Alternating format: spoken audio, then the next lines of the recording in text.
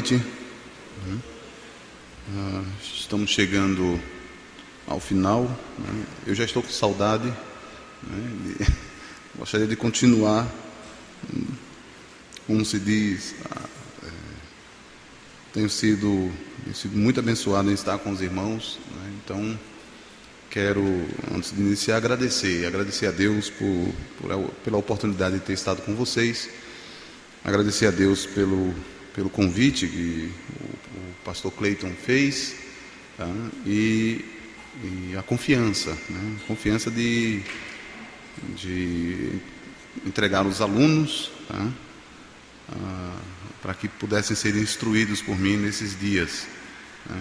Eu rogo a Deus que aquilo que a gente estudou possa de fato despertar alguns irmãos, ou despertar a todos, tá? Para a tarefa acadêmica, os estudos, cada vez mais, que eu sei que os irmãos já estão fazendo isso. E eu não poderia também deixar de agradecer aos colegas que me referendaram, né? Ao Jonas Madureira e ao Franklin Ferreira, tá? Que fizeram, né, deram testemunho e recomendação a meu respeito. Então, como eu sei que está sendo gravado, então eu quero deixar esse agradecimento a esses dois irmãos. E a receptividade, o convívio, né? Então, irmãos, muito obrigado também a vocês, tá? Por esses dias, né? Pelo que vocês puderam proporcionar em termos de fraternidade, de comunhão. Então, Deus continue abençoando a Escola Charles Spurgeon, os alunos, a direção, e que Deus conceda graça para que essa escola possa fazer diferença aqui em Fortaleza, oferecendo de fato teologia sadia, teologia ortodoxa, conservadora, bíblica,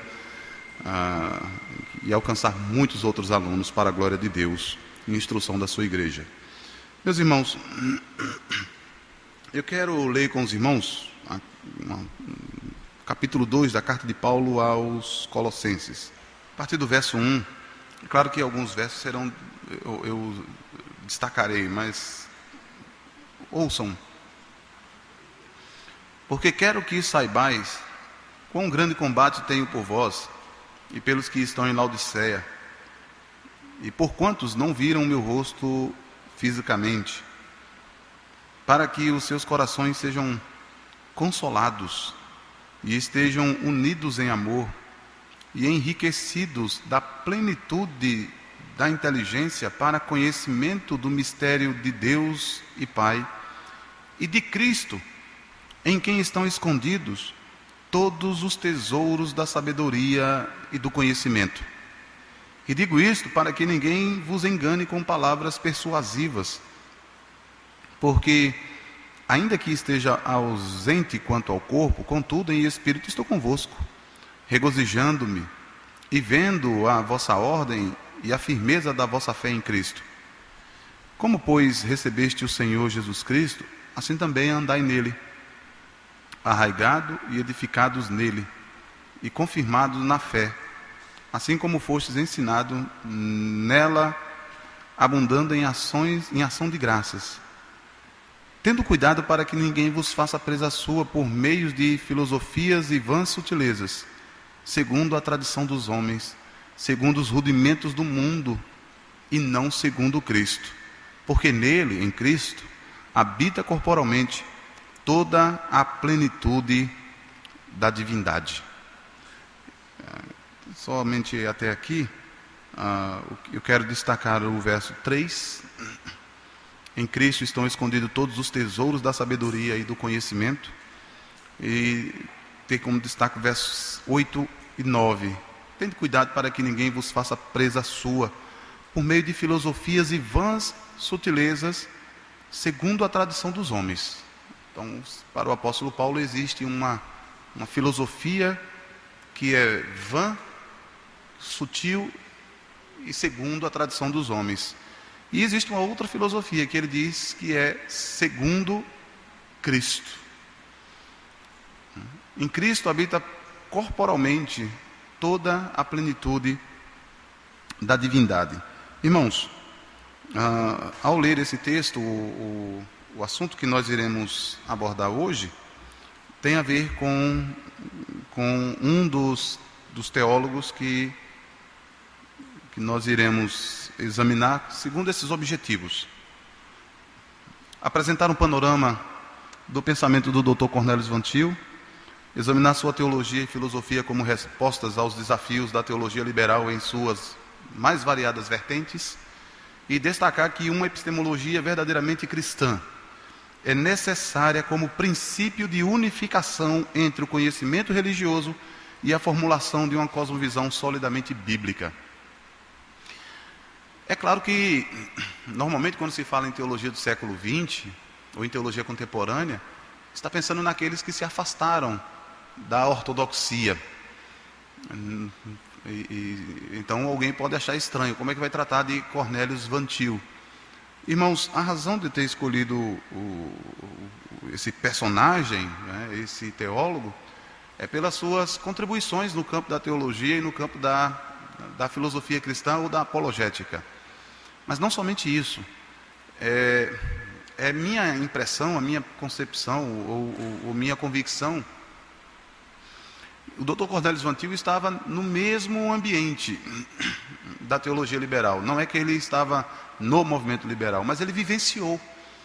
Ele vivenciou o impacto da teologia liberal. Ele viu isso de perto. A instituição em que ele estava presenciou e tornou-se uma instituição liberal. Então eu escolhi esse personagem. Poderia ter escolhido Machen, né, o Gresham Machen. Poderia ter escolhido outros, mas eu escolhi o Dr. Cornelius Van Til, talvez por um vínculo de afetividade que eu já tenho mais com ele, conhecer um pouco mais a sua literatura. Não sou especialista no Van Til, especialista mesmo é o Dr. Davi Charles Gomes, mas eu entendi que ao trazer o Cornelius Van Til, é uma espécie de uma ilha que de fato apresentou uma teologia sadia, intelectual e piedosa. Não fez a síntese que os liberais ou neo-ortodoxos fizeram, não negociou princípios, antes ele fez de fato aquilo que eu falei aqui um tempo desse, algum dia desse. Ele fez um refinamento. Ele ele preparou uma teologia que já era conhecida e a preparou para o século XX. Então seguia a linha apresentada por esse personagem, por esse irmão, de fato a gente encontrar um meio seguro de se fazer teologia, encontrar uma forma segura, uma forma que contemple erudição e piedade, sem síntese. Uma forma que contemple o fazer teologia, o fazer filosofia e fazer apologética ou evangelismo, que é um ponto que eu vou tratar lá no finalzinho, de modo que honre a Cristo e que considere de fato a revelação como um ponto de partida. Então, o Dr. Cornelius Van Til, que nós iremos então avaliar nessa noite, é o personagem que dentro da teologia do século XX, em minha leitura, em minha impressão, e é assim pelo menos que alguns consideram também, é um dos maiores teólogos do século XX. A sua contribuição, certamente os irmãos vão ver aqui e terão essa impressão também. Mas exatamente por causa disso, ele não escreveu uma dogmática eclesiástica como Barth, ele não escreveu uma teologia do Novo Testamento, ou Crer e Compreender, como Bultmann, ele não escreveu Cristo e Tempo, como Kuhlmann, ele não fez teologia do processo, como John Cobb, ele não fez algo desse tipo, mas certamente aqueles que conhecem a sua obra percebem nela um gigante da teologia, porque ele retorna, ele busca de fato aquilo que Barth queria fazer, voltar aos reformadores, que fez isso, mas fez por meio de síntese. O Dr. Cornelius Van Til vai fazer sem síntese, ok? Então vamos examinar um pouco esse personagem, tá bom? Eu dei como tema, como eu fiz em todos eles, teologia global, teologia existencial, teologia dialética, eu dei como tema uma nova apologética. Cornelius Van Til tem aí a data do seu nascimento. Alguns que foram grandemente influenciados pelo Van Til chegam a falar que ele fez uma espécie de revolução copernicana na apologética. É claro que ele não admitiria esse termo, né? Ele nunca aplicou essa expressão a ele, tá? Porque Van Til não estaria na tradição de Kant, certo? Então, seria de fato, no caso aqui que nós estamos percebendo, a aplicação, uma nova apologética, mas a aplicação da teologia reformada a partir do fundamento legitimamente reformado. Então, comentando sobre o fato de que ninguém fica indiferente ao filósofo Immanuel Kant, Arthur Holmes assim se refere a Cornelius Van Til. O mesmo pode ser dito do evangélico Cornelius Van Til. Ele também é o tipo de pensador com quem alguém pode concordar ou não, mas quem dificilmente podemos ignorar, pois ele nos força a enfrentar questões envolvidas no projeto da filosofia cristã, questões que devem ser enfrentadas se quisermos pensar de uma maneira que seja fiel à revelação cristã. Então, essa palavra aqui ninguém faz filosofia sem Kant, né? E agora o Arthur Holmes está dizendo, quem se depara com o Cornelius Van Til também não tem como ficar indiferente. Ou você vai ter um certo vínculo de afetividade com ele, ou ficará contra ele, tá? Porque o seu projeto de fato é arrojado, tá? E é claro que se você tiver uma mentalidade liberal, você vai dizer, isso aqui não dá para fazer teologia. Mas se você de fato se dedicar a examinar o projeto dele, você verificará que é de fato uma maneira fiel de se fazer teologia e filosofia fiel à revelação cristã, tá? E de fato, meus irmãos, diante disso aqui, alguns nomes e adjetivos são atribuídos ao Dr. Van Til, tá? Ele é chamado de polêmico, de extremista, de defensor da fé. É curioso que quem lê a literatura de Van Til encontra lá metáforas bélicas, tá? No Apologética Cristã, por exemplo, ele fala da defesa da fé cristã em termos bélicos, tá? Mas ele não era ele estava sempre pronto, claro, tá? E sempre procurando responder aos novos desafios que aparecessem. O Dr. Cornelius Van Til nasceu na Holanda em 1895, foi o 6º filho de 8. Tá? Aos 10 anos, ele, como era conhecido, Kees, né, o nome, o apelido, né, juntamente com seus amigos o chamavam, aos 10 anos ele migrou para os Estados Unidos, juntamente com seus pais e irmãos. Ali no estado de Indiana, Van Til cresceu auxiliando a família na fazenda. Ele queria ser fazendeiro, né? Ele queria cuidar da fazenda. Porém, foi desses familiares, foi o primeiro a receber uma educação superior, formal, uma educação formal superior. Estudou ou ingressou em escolas da própria denominação, ele era membro da igreja cristã ou reformada, e estudou no colégio preparatório Calvino, e também no Calvin College, e por um ano no Calvin Theological Seminary, onde ele graduou-se com um bacharel em artes, tá? Ou uma espécie de belas artes ou letras, em 1922.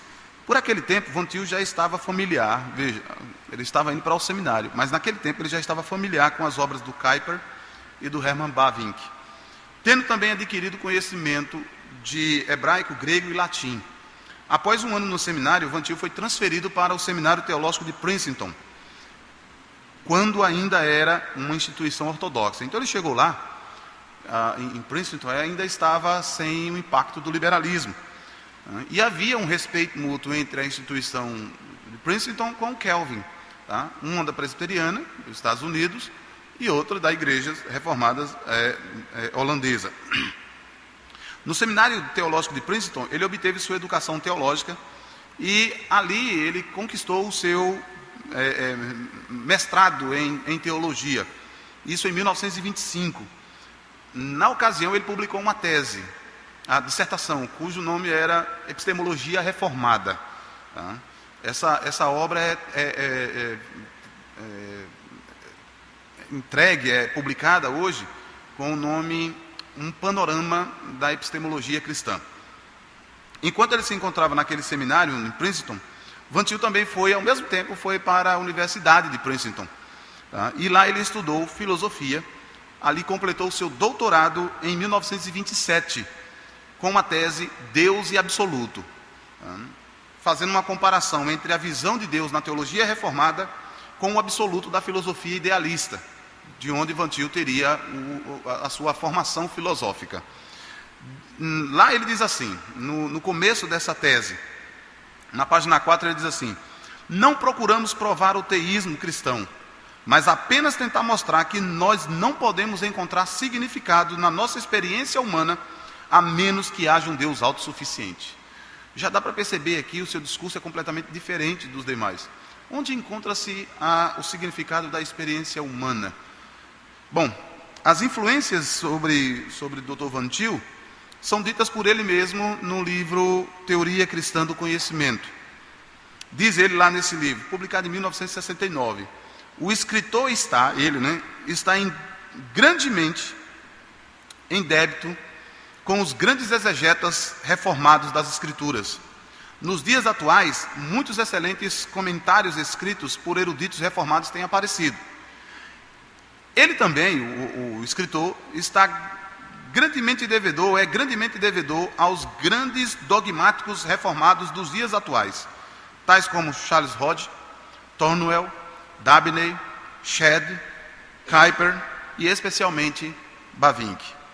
Na base de todos eles, diz Van Til, está o teólogo mestre e exegeta das Escrituras, João Calvino, cujos escritos têm sido constantemente consultados. Sobre os exegetas e teólogos bíblicos, vale a pena lembrar para os irmãos os que influenciaram o Dr. Van Til, homens como Oswald Allis, um grande defensor da teologia bíblica e um debatedor contra o dispensacionalismo. Robert Dick Wilson. Contam que esse personagem especialista em Antigo Testamento tinha um domínio, se eu não me engano, de 47 línguas.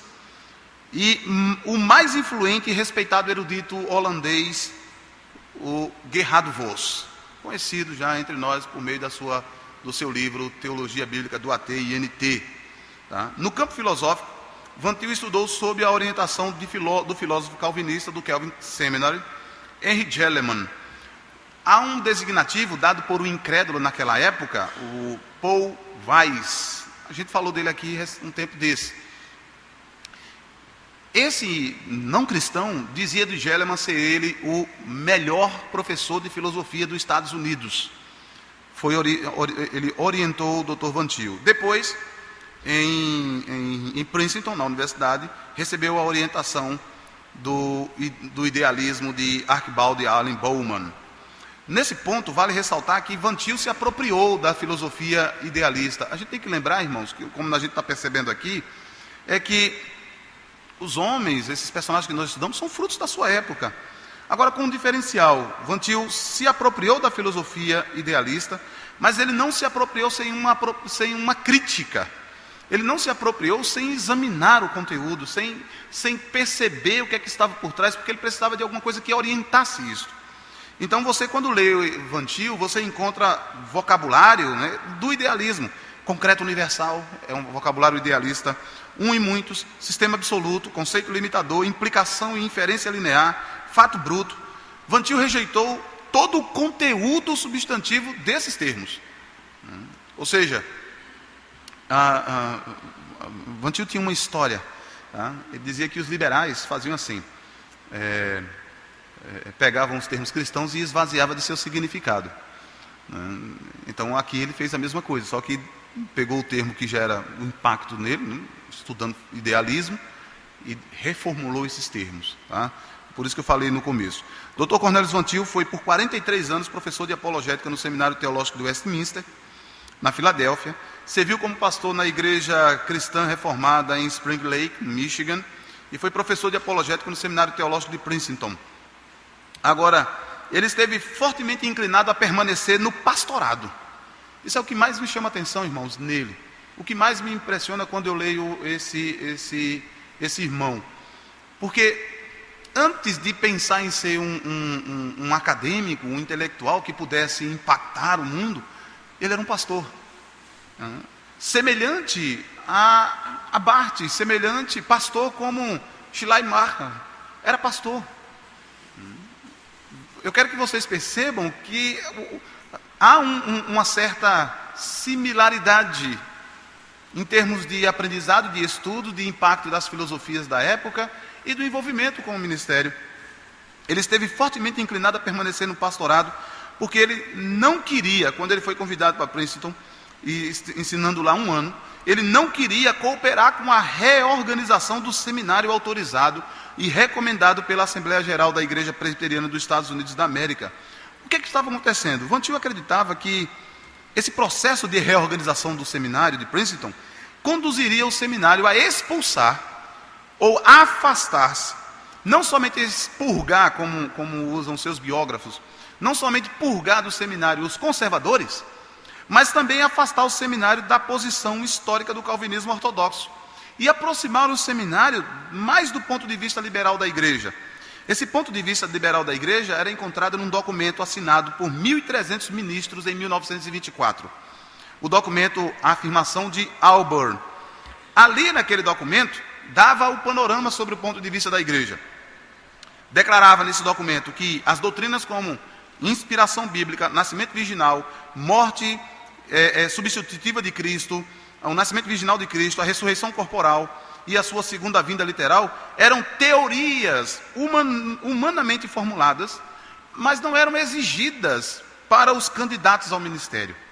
Então, essa era a visão da igreja, e era isso que o seminário estava se organizando. Para este lado, Van Til não quis cooperar. Outros membros de Princeton também se opuseram a essa organização. Os irmãos lembram quando eu falei da controvérsia modernista fundamentalista? Aqui está também parte desse embate. Principalmente o Gresham Machen, e esses irmãos terminaram deixando o seminário. Machen deixou o seminário em 1929, juntamente com outros, e fundaram o Westminster Theological Seminary na Filadélfia.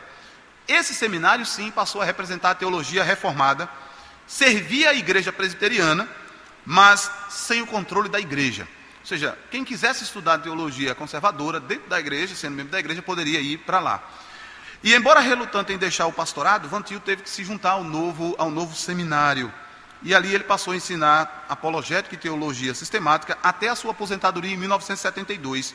Mas ocasionalmente ele voltava ao seminário e ensinou ali, assim, ocasionalmente até 1979. Em 1938 ele foi professor honorário da Universidade de Debrecen, na Hungria, e recebeu, ele já tinha um doutorado que ele havia conquistado, e recebeu um doutorado em teologia honoris causa da Universidade da África do Sul, e um doutorado em divindade no Seminário Reformado Episcopal. É o mesmo doutorado em teologia, tá, irmãos? Só que um é voltado para a área acadêmica e o outro voltado para a área pastoral. Quando alguém diz que é mestre em divindade, não é que ele é mestre em Deus, né? Divinitatis, né? Ou divines, na verdade é o termo designado para teólogos, tá? Certo? Deu para entender isso? Quando você fulano é mestre em divindade, é porque na verdade ele é mestre em teologia, só que o foco é a área mais ministerial, tá?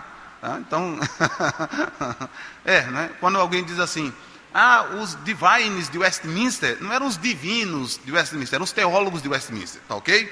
É que eu vi no Facebook, o pessoal fica lá colocando aí, porque os divinos de Westminster, eu não sabia que tinha divino lá, não, eu sabia que tinha um monte de crente, divino não, né? Mas é porque na verdade eram os teólogos de Westminster. Então, Master Divinitatis é um mestre em teologia, tá ok?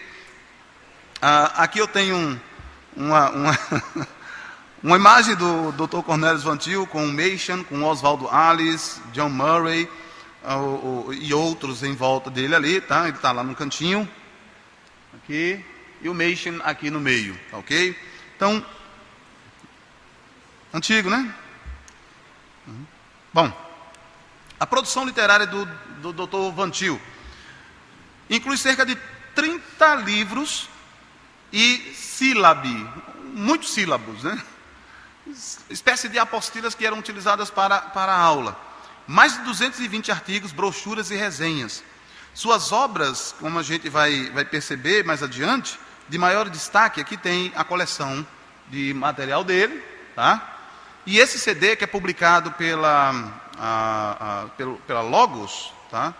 Não é o grupo Logos, o grupo musical, tá? Quem tem a Libronics, né? Libronics, quem tem esse material pode baixar, pode comprar. Baixar não, pode comprar, tá bom?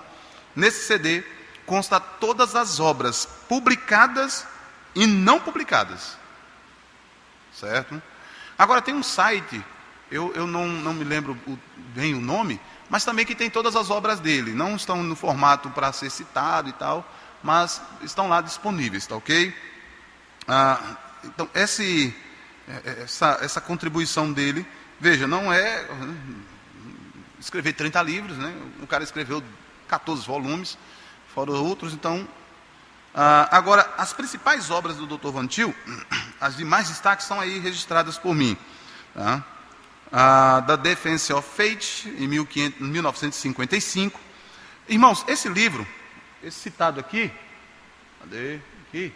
Segundo o próprio Dr. Van Til, esse livro é, em certo sentido, uma resposta aos seus críticos, embora esse não fosse o objetivo primário do livro. Esse livro está aqui comigo, se você quiser dar uma olhadinha.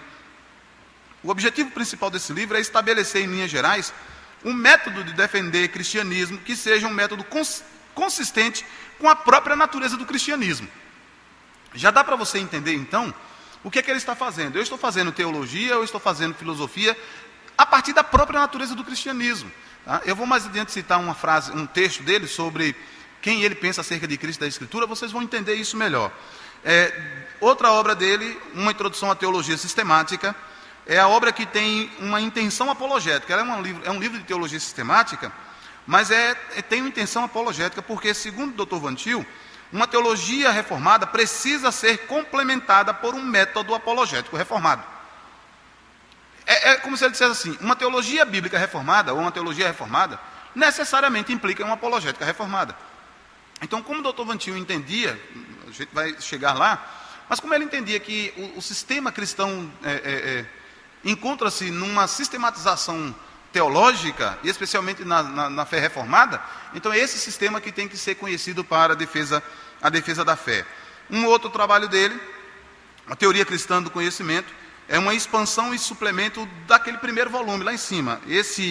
A Christian Theory of Knowledge é uma extensão complementar desse aqui. Tá? É como se ele tivesse destacado para tratar, também é um livro bem extenso. Nesse livro, trata especialmente da filosofia cristã do conhecimento. Outros livros que são incluídos aí, o Novo Modernismo, em 1946 ou 47, essa foi a primeira grande obra de Dr. Van Til, e é o livro Contra, né? Já estava no nascedouro ali, criticando Barth e Brunner. Tá? Em seguida ele publica um outro, Cristianismo e Barthianismo. Tá? Graça Comum, em 1972, O Caso para o Calvinismo, 1979, um panorama da epistemologia cristã. No Brasil, nós temos algumas obras dele publicadas. O Pastor Reformado e o Pensamento Moderno, aconselho você a ler esse livro. Tá? Apologética Cristã. Tá? Você também pode dar uma lida e vai entender ali o resumo do pensamento dele. Porque Creio em Deus tem 2 edições. Uma publicada pela editora Refúgio, que é a do reverendo Valdislau Gomes, né? E doutor Davi Charles Gomes.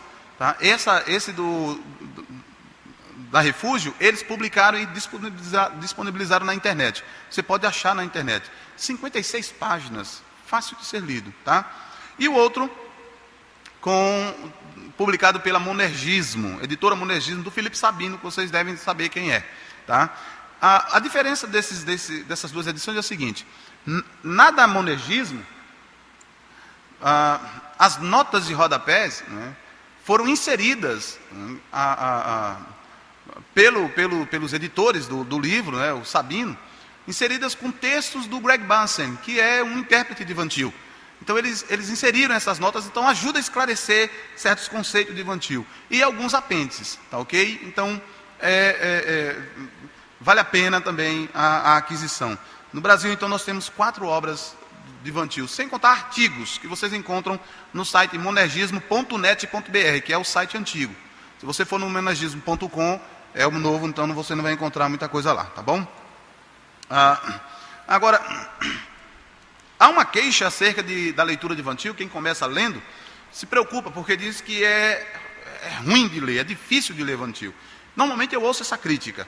Tá? No seminário eu ouvi professores habilitados, treinados, né, com mestrado e doutorado, dizem, rapaz, é difícil de ler esse homem. Na verdade, irmãos, quanto ao estilo do Dr. Van Til, essa acusação de que há dificuldade em compreender o seu raciocínio, acho que ela não se sustenta. Porque a razão por trás disso não é necessariamente apenas o estilo do Dr. Van Til. É também pouco conhecimento da história e do desenvolvimento da filosofia ocidental. Os leitores não têm esse treinamento filosófico, não conhecem a história da filosofia. Immanuel Kant já dizia que a verdadeira filosofia é a história da filosofia. Então, quando você lê a história, conhece a história da filosofia, do pensamento filosófico, então você está sendo filósofo. Isso é ele quem diz, tá? Então, os leitores que entram em contato com as obras do Dr. Van Til não têm esse tipo de treinamento. E há uma dificuldade também atual de muitos estudantes em pensar abstratamente. Aqui há uma frase do James Anderson que diz assim: Van Til pintas em golpes filosóficos amplos com um olho no retrato maior, deixando os detalhes para outros, mais assim inclinados a preencher. Então, quando ele está escrevendo alguma coisa, ele está tomando como certo que você sabe do que ele está falando. Ele diz, olha, isso aí você preenche que você já sabe. Então, porque ele vai direto para as implicações. Ele faz a avaliação e parte direto para as implicações. Ele já vê o quadro todo. E então, esse tipo de situação, de fato, torna-se um pouco difícil para os leitores. Os alunos reclamam quando eu passo o livro Apologética Reformada. Eles reclamam quando eu passo aquele livro, porque não consegue compreender muita coisa, aí tem que ler 2, 3 vezes. Quando vocês lerem também o Pastor Reformado, vocês vão ver. Mas em contato, né, quando você mantém contato com a obra do Cornelius Van Til, você vai perceber como era robusta a sua contribuição teológica, especialmente na apologética. Então, a razão para essa robustez, né, essa força da sua teologia, encontra-se na sua inovadora abordagem aos problemas metafísicos, epistemológicos e éticos. Vejam, Scott Oliphint, que é um dos seus intérpretes, eu não tenho dúvida que hoje, dos intérpretes vivos, tá, é o Dr. Scott Oliphint, tá, um dos excelentes intérpretes.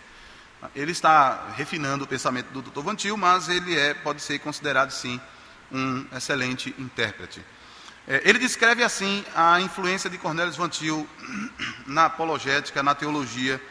Ele tem sido um teólogo da mais alta ordem, bem como um filósofo penetrante. Foi, porém, a apologética do Dr. Cornelius Van Til que o destacou como um reformador do século XX. É interessante observar que, enquanto Van Til foi sem igual na sua busca por uma apologética reformada, ele também não tinha com quem competir. Qualquer pesquisa da apologética cristã mostraria que, desde Tomás de Aquino, a igreja tinha feito pouco para desenvolver a disciplina da apologética até Van Til.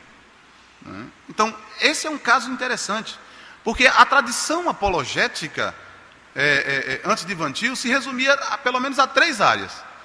As 2 principais, teologia tomista e teologia empírica, né, ou apologética racionalista clássica, ou apologética empirista evidencialista. Um viés no meio, com Schleiermacher, que seria uma espécie de fideísmo. Creio porque creio. Então, não havia muito desenvolvimento. Quem quisesse defender a fé cristã ou fazer teologia, tinha que tomar como ponto esses 2 elementos, ou um ou outro. O Dr. Van Til, então, faz uma inovação. Ele percebe que há um tesouro na tradição reformada que tinha sido desprezado, que estava sendo deixado de lado. E ele diz, por que eu não sou obrigado a ter então que ser ou racionalista ou empirista? E ele percebe isso e desenvolve o seu pensamento. E é isso que eu quero ver com vocês agora, um esboço da teologia apologética de Van Til. Aqui na revista Cristianismo Hoje, houve essa entrevista dele. Essa entrevista, né, assim expressou-se a respeito dele. Ou, né, tomando a sua entrevista. Ele diz assim: existem dois modos de se defender a fé. Um deles começa com um homem autossuficiente e então progride rumo a Deus. Vocês lembram que toda a teologia que nós examinamos aqui, todas elas começam de onde? De baixo para cima. Todas elas. Veja, o Dr. Van Til está ciente disso. Diz, existe um modo de defender a fé que é de baixo para cima. Começa com um homem como um autossuficiente, como sujeito do conhecimento, como aquele que de fato reside nele a autoridade final, e então progride rumo a Deus. Enquanto o outro começa com o Deus trino das Escrituras e relaciona todas as coisas a Ele. As ideias tradicionais de se tentar encontrar algum território comum e neutro, no qual crentes e descrentes podem se firmar, são baseadas na noção de que o homem é autônomo.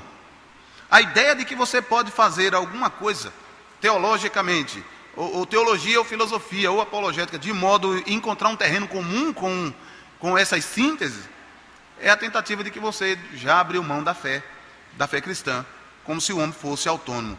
Mas Paulo diz que todos os homens, conhecendo a Deus, suprimem esse conhecimento em injustiça. Esse conhecimento é a única base que o homem tem para afirmar-se, para conhecer-se, para descobrir os fatos do universo e aprender como estes se relacionam entre si. Sem esse Criador Deus, Redentor das Escrituras, o universo seria como um número infinito de pérolas sem furos, mas que precisam ser ligados com um fio infinito. Ou seja, não faz sentido. Tá? Então eu quero que você note nessas palavras do Dr. Van Til, os pontos principais de sua abordagem. Tá? Segundo ele, o Cristo auto-autenticado das Escrituras tem sido desde sempre o seu ponto de partida. É isso que ele coloca nesse ponto. O Cristo auto-autenticado da Escritura tem sido meu ponto de partida para todas as coisas que eu digo. Creio em primeiro lugar no testemunho que Jesus dá de si mesmo e a sua obra. Meus irmãos, como cristão, o Dr. Van Til crê que em primeiro lugar no testemunho que Jesus dá de si mesmo. Veja que coisa. Todos os teólogos ali de sua época estavam, né, os teólogos liberais, a primeira coisa que eles duvidavam era da autenticidade do que Cristo havia dito. Eles estavam agindo, conforme o Van Til coloca no livro, na abertura lá do livro Jerusalém em Atenas, lá no meu credo, Maicrido, ele coloca lá o seguinte: os fariseus, que eram os mais ortodoxos da época, ao se depararem com a afirmação de Cristo sobre perdoar pecados, e Cristo dizer que quem pode perdoar pecados? E os fariseus respondem, só Deus pode perdoar pecados. Os fariseus tinham uma outra fonte de autoridade, a Torá oral. E por isso que eles rejeitaram a Cristo. Então, o que Dr. Van Til percebe, ele propõe uma teologia e uma apologética que começa com Cristo. Ele é inocente até que se prove o contrário. Eu usei essa expressão aqui para a Escritura. A Escritura é inocente até que se prove o contrário. O que é que os liberais fazem? Tomam como culpado para depois tentar provar se é inocente. Então, para ele, segundo ele, os teólogos devem defender a fé com um método, eles naquela época, né, defendiam a fé com um método que negava precisamente esse ponto. Os caras estavam fazendo teologia negando exatamente esse ponto. O que Cristo diz, o testemunho de Cristo sobre si mesmo, sobre sua obra, já era negado a priori. Já era negado sem qualquer investigação. Isso aí é coisa do primeiro século, é coisa de pessoas que são ignorantes, não sabem, não pensam cientificamente como nós. Então descarta. Então, segundo o Dr. Van Til, os apologistas, especialmente depois de Aquino, não partiam da revelação de Cristo, da revelação que Cristo deu de si mesmo e da criação. Esse seria chamado de método tradicional. O que Van Til percebe é que deve haver uma teologia e uma apologética centradas em Cristo. Começo fazendo teologia a partir do que Cristo diz de si, o que Ele diz do homem e o que Ele diz do mundo, o que Ele diz de Deus. Eu começo daí. Por que eu tenho que descartá-lo? Deu para entender aqui o que é que está acontecendo? Ele está dizendo, olha, esse negócio de fazer teologia de baixo para cima não dá certo. É, portanto, a partir de e em consistência com a sua teologia, que Cornelius Van Til fundamenta a sua apologética. Diz, eu pressuponho o sistema reformado de doutrina, é outro ponto. Quando a gente lê a obra dele, A Defesa da Fé, isso fica bem claro.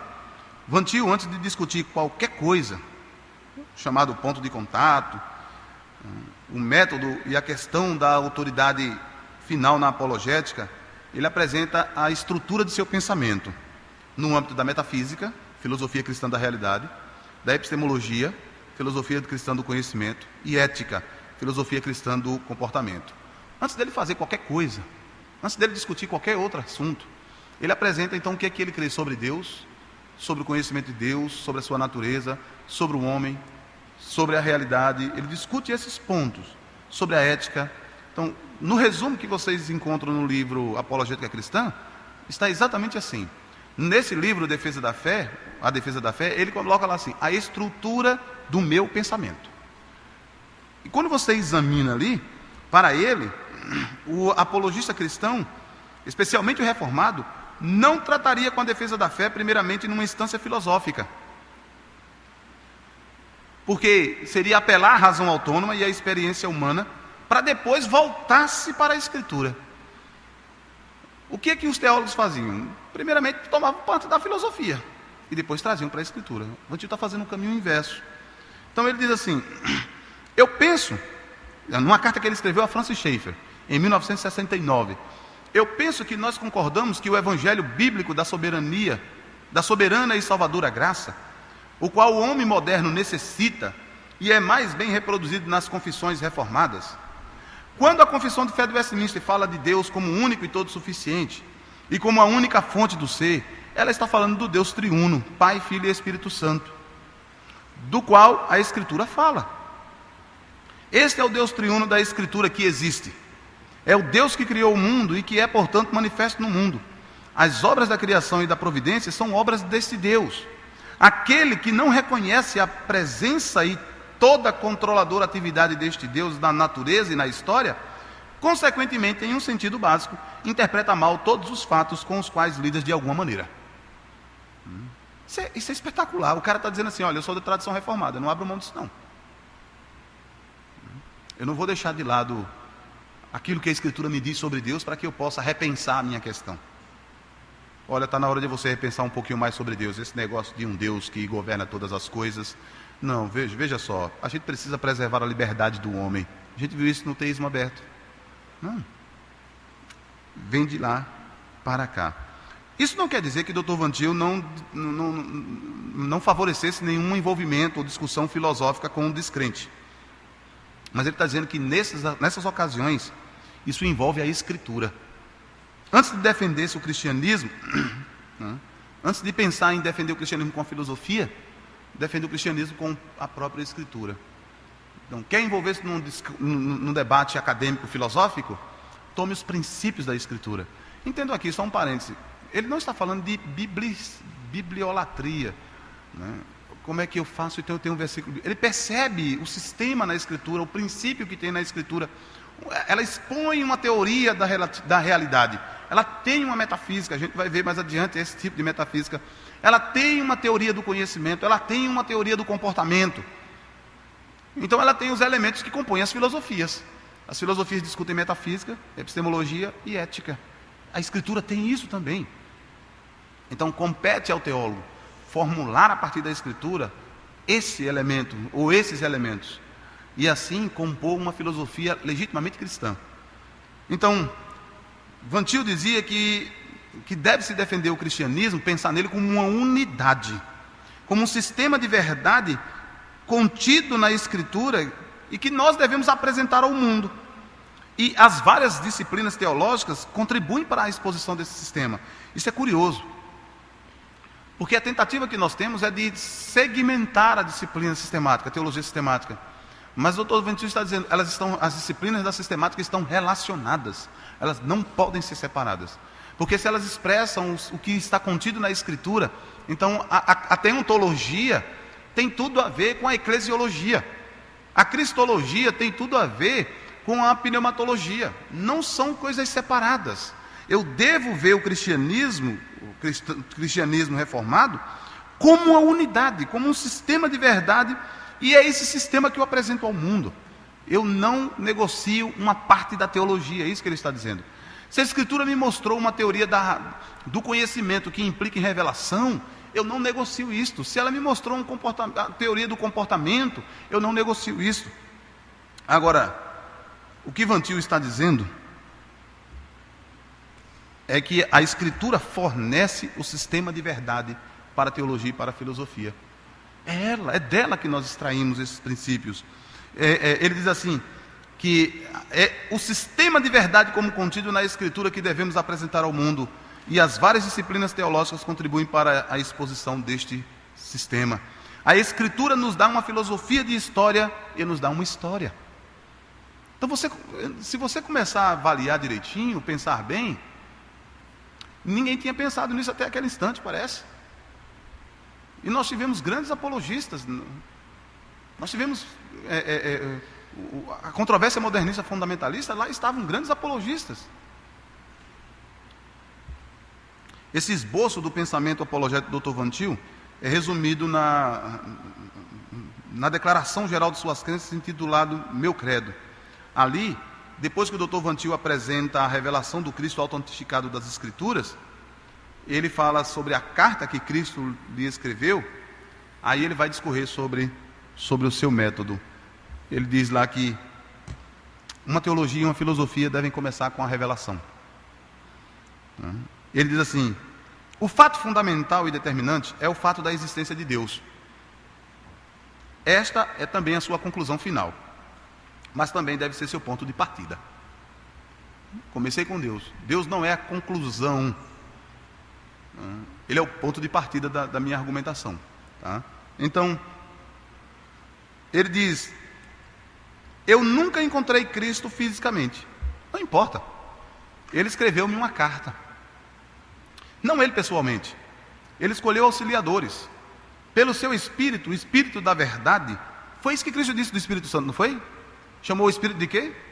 Da verdade. Então ele não pode me conduzir ao engano. O Espírito da verdade, né? Pelo seu Espírito, o Espírito da verdade, esses auxiliadores escreveram o que ele quer que eu soubesse, ou o que ele queria que eu soubesse. Faltou alguma coisa na minha tradução ali. Então, desde o céu, meu Senhor enviou o seu Espírito Santo no dia de Pentecostes para habitar nos corações de todos aqueles que ele veio ao mundo para redimir. Dá para notar o tom fortemente calvinista na sua apresentação. Eu sou, por sua graça, um deles. Juntos, nós formamos a igreja, seu povo. E por meio de nós, ele estabelece seu reino. Como um soldado da cruz, fortalecido por seu poder no homem interior, eu luto diariamente contra Satanás, que procura em todos os pontos estabelecer seu próprio reinado nos corações de e para a ruína dos homens. Mudou aqui? Mudou. Então, nesse caso, o que o Dr. Van Til apresenta é como é que se relaciona então a sua teologia com a sua apologética. A importância disso está no fato de que normalmente a apologética é apresentada como um exercício de tarefa. Agora, quando se faz isso, separando essas duas coisas, separando esses dois elementos, você tem uma tensão entre teologia e filosofia. Historicamente, a defesa do cristianismo tem sido sempre realizada majoritariamente no contexto filosófico, a partir de um princípio racionalista, em que se começa com as investigações dos fatos e não com a revelação. Para Van Til, o fato fundamental e determinante é o fato da existência de Deus. Então nós não começamos de fora, de dentro para fora. Começamos de fora para dentro, ok? percebe-se então que o Dr. Van Til não inicia sua apologética ou teologia com uma teoria, senão com uma teoria metafísica e epistemológica. Aquilo que estava sendo rejeitado de metafísica, ele está trazendo de volta. Ele diz mais: se o que foi dito sobre o pacto for verdadeiro, segue-se que os fatos e princípios empregados pelos filósofos e cientistas devem ser, antes de tudo, considerados sob o prisma da revelação. Se o que a Escritura diz sobre o pacto é verdadeiro, se o que ela ensina acerca de Cristo, do homem, do mundo, de Deus é verdadeiro, se essas coisas são verdadeiras, então eu tenho que tomar os filósofos e os seus ensinos e as outras teologias sob esse prisma. Se o homem deve reagir como um ser do pacto, essa reação só pode ser em resposta à revelação de Deus. Como já foi indicado, a face de Deus aparece em todos os fatos e princípios com os quais tratam a filosofia e a ciência. Veja que impressionante. Não, Deus se revela. E não tem uma ocasião em que você não se depare com Ele. E tudo dele, quem Ele é, de fato, está manifesto nos fatos da filosofia e da ciência. O Dr. Van Til defendia uma teologia epistemológica e uma epistemologia filosófica. Vocês percebem que a apologética do Dr. Van Til não tem outro ponto de partida senão na revelação divina, especialmente naquela que Deus faz de si mesmo nas Escrituras. Porque para ele, a doutrina de Deus é a primeira a ser atacada pelos incrédulos. Veja, quando o deísmo no século XVII estava em voga, o que foi atacado primeiramente foi a doutrina da imanência. Deus foi atacado, Deus está fora da criação. Em cada ocasião, irmãos, de fato é assim que acontece. O Deus revelado é o primeiro a ser atacado. Porque a doutrina de Deus é a primeira a ser atacada pelos incrédulos, o apologista cristão não deve discutir a existência de Deus, de um Deus cuja natureza é desconhecida. Se a Escritura já me diz quem Deus é, então eu não preciso tentar provar uma divindade qualquer, eu já tenho ali. É dessa que eu vou apresentar. Um Deus desconhecido, diz ele, é um ídolo, e o cristianismo oferece o Deus triuno, a personalidade absoluta, compreendendo todos os atributos enumerados na teologia, como o Deus em quem nós cremos. Essa expressão aqui, portanto, mostra que para o Dr. Van Til, uma teologia, ela também é epistemologia. E uma epistemologia tem também um caráter filosófico. Cada sistema filosófico deve nos dizer se pensa que o conhecimento é verdadeiro, ou se o conhecimento é verdadeiro. Ou se o sistema filosófico pensa que é impossível para o homem ter um conhecimento verdadeiro do todo, da realidade, ou mesmo de uma parte dela. Cada sistema tem que apresentar as suas cartas. Esse sistema deve dar boas razões para pensar assim. A partir dessas considerações, se segue que, se desenvolvemos nossas razões para crer que um conhecimento verdadeiro de Deus, e portanto também do mundo é possível, porque é realmente dado em Cristo, temos na verdade o que há na filosofia sob o nome de epistemologia. Vejam a última sentença. É então possível comparar a epistemologia cristã com qualquer e com todas as outras. Nós não podemos escolher epistemologia como quem escolhe chapéu. Não posso ficar correndo atrás de epistemologia achando que todas elas são boas. Tá? Isso mostra então que para o Dr. Van Til, nós não deveríamos nunca, primeiramente, estabelecer uma divindade genérica e depois dar um salto para o Deus da revelação. Se Deus já se revelou e está claro nas Escrituras que é Ele, então eu tenho que começar por ali. É por isso que a teologia do Dr. Van Til é também uma espécie de epistemologia. E a sua epistemologia, a sua teoria de conhecimento, formula ou nos dá a base de uma filosofia cristã. É claro que o Dr. Van Til não estava pensando em elaborar uma filosofia cristã como Kant e outros, tá? A preocupação dele é pastoral. A preocupação dele é teológica. Então ele não está pensando num sistema. O grande problema é que isso gerou um sistema, tá? Uma teologia apologética e uma apologética teológica. Eu estou fazendo esse tipo de coisas porque ele não separa isso. Dr. Van Til não separa teologia, apologética, filosofia e evangelismo. Na verdade, essas coisas estão juntas. Tá? Ele diz assim, que nós usemos o mesmo princípio na apologética que nós usamos na teologia. O Cristo auto-autenticado e auto-explicativo da Escritura. Eu começo fazendo teologia com ele, portanto a minha apologética também tem que começar com ele. Depreende-se de nossa discussão até aqui, que a teologia sistemática está mais intimamente relacionada à apologética do que qualquer outra disciplina. Das disciplinas. Nela temos o sistema de verdade que devemos defender. Diz ele ainda, Jesus Cristo não nos dá apenas o conhecimento da realidade última, do conhecimento de Deus e de nós mesmos, mas também da ética. Veja, da realidade última, da metafísica, do conhecimento de Deus e de nós mesmos, epistemologia, mas também da ética. Ele veio nos restaurar o verdadeiro conhecimento, justiça e santidade. É isso que vem então formular a sua teologia. Ela tem esse caráter. Ela não é teologia para que a gente seja contemplativa. Ela é uma teologia de ação. Tá? Vejam, a gente viu aqui que os liberais estavam querendo encontrar um meio de praticar a teologia. E eles encontravam isso ou na filosofia, mudou aqui? Ou eles encontravam isso na filosofia existencialista ou utilitarista. Na hora que fazia a síntese, alguma coisa perdia, alguma coisa terminava sofrendo. A gente viu isso aqui. Sempre que você faz uma síntese, o cristianismo perde. O Dr. Vantil está dizendo, não dá para você fazer síntese. Se você quiser manter os dois, então elas têm que ter a mesma base, o mesmo fundamento. Então você não pode pensar fazer teologia com um tipo de ferramenta e apologética com outro tipo. Na hora que você fizer teologia com o Cristo auto-autenticado da Escritura, começando com a própria Escritura, necessariamente a sua apologética também deve derivar desse princípio. Tá? Mas a teologia e a apologética do Dr. Vantil são conhecidas como antitéticas. Antitéticas, aqui entendam, a gente vai perceber, é uma antítese ética e epistemológica. Tá? Num pequeno folheto que ele publicou, chamado Paulo em Atenas, é um livretinho, não tem 10 páginas. Ele comenta assim, Paulo conhecia apenas duas classes de pessoas, pernambucanos e não pernambucanos. Aqueles que adoram e servem ao Criador e aqueles que adoram e servem à criatura, mais do que o Criador.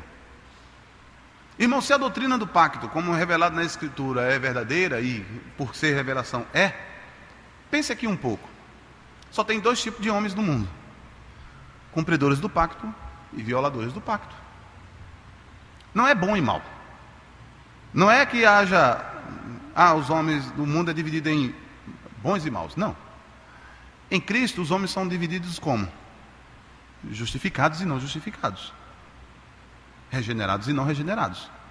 Se o pacto está por trás de tudo isso, então cumpridores do pacto, violadores do pacto. Então essa doutrina está no coração da teologia do Dr. Cornelius Vantil. Isso explica bem a distinção vantiliana que é apresentada por meio desse desenho. Todo mundo conhece esse desenho, tá?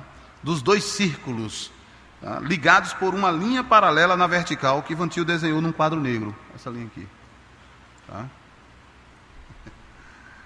Ao fazer isso, tá? Vantil está apresentando dois tipos de sistemas: o sistema cristão e o sistema pagão ou não cristão. Todo sistema não cristão é imanente, transcendente ou monista. E o sistema cristão, veja, se vocês perguntarem aos gregos de que é formada a realidade, aí você ouve um dizendo, tudo é água. Se você perguntar ao outro, vai dizer, tudo é fogo. Se você perguntar ao outro, vai dizer o quê? Tudo é átomo, ou ilimitado. Certo? O sistema pagão é esse, é monista. O budismo, o hinduísmo, monista. Agora o sistema cristão, são dois seres, Criador e criatura. Esse gráfico nos dá, então, um parecer da essência da abordagem teológica do Dr. Cornelius Vantil. Ele era tão importante que está lá no quadro, lá atrás, aqui, tá? Ele usava tanto que está aqui por trás, guardadinho aqui. É fundamentado, então, na doutrina do pacto, eu já vou dar o tempo aqui aos irmãos, que essa imagem representa a necessidade da revelação de Deus para o homem. a fim do homem conhecer todas as coisas absolutamente. Ou a fim de os homens conhecerem absolutamente todas as coisas. Por que eu conheço? Porque Deus se manifestou pactualmente. Tá? Na junção de uma epistemologia e de metafísicas bíblicas, Van Til entende a realidade em dois níveis, portanto, como nós estamos vendo. Van Til vai dizer então, eu vou, só para eu ver aqui, depois desse slide, a gente dá um tempo. O homem caído não pode, por seu próprio critério adotado, fazer uma verdadeira análise de sua própria condição. O medicamento que ele emprega para a sua salvação é o remédio errado, justamente porque o diagnóstico que ele tem feito de sua própria doença é feito pelo critério errado. Irmãos, veja, perdoe os arminianos, pergunta ao arminianismo o que é o homem. E ele vai dizer, não, é tudo perfeito comigo. A minha razão, a minha mente está perfeita, está limpinha, está boa. A minha liberdade não foi atacada. É o doente dizendo qual é o remédio necessário para ele. Agora, Van Til continua dizendo assim, o médico está apto a prescrever o remédio correto para um paciente, justamente porque ele, ao invés do paciente, tem dado um diagnóstico correto da doença do paciente. Em um sentido infinitamente mais profundo, apenas Cristo, o grande médico, pode diagnosticar a doença do homem. É Cristo quem disse se nós somos ou não escravos, por exemplo. É Cristo quem disse se os homens são vivos ou mortos. Então, quando ele diz assim, vocês não vêm a mim, não querem vir a mim para ter vida, essa descrição está clara. Não é isso? Está clara. Agora, esse querer implicaria o quê? Cristo vai dizer mais adiante, nesse texto, mais adiante, vai dizer que vocês têm por pai o diabo, vocês querem fazer a vontade dele, vocês não querem fazer a minha. A vontade de vocês é fazer a vontade do diabo. E mais, o Senhor Jesus Cristo, ao dizer para aquela mulher samaritana, como a gente leu ontem, ele tinha a realidade, vocês adoram pagãos, o Deus de vocês é um Deus pagão. Segundo o Dr. Van Til, então, tão grande é a distância entre Deus e o homem, tomando a confissão de fé, que embora as criaturas racionais lhe devam obediência como ao seu Senhor, nunca poderiam fruir nada dele como bem-aventurança e recompensa, senão por alguma voluntária condescendência da parte de Deus, a qual foi ele servido significar por meio de um pacto. O Senhor Jesus Cristo então disse, vocês ouvem porque são das minhas ovelhas, vocês estão dentro desse pacto, os outros não estão, ok?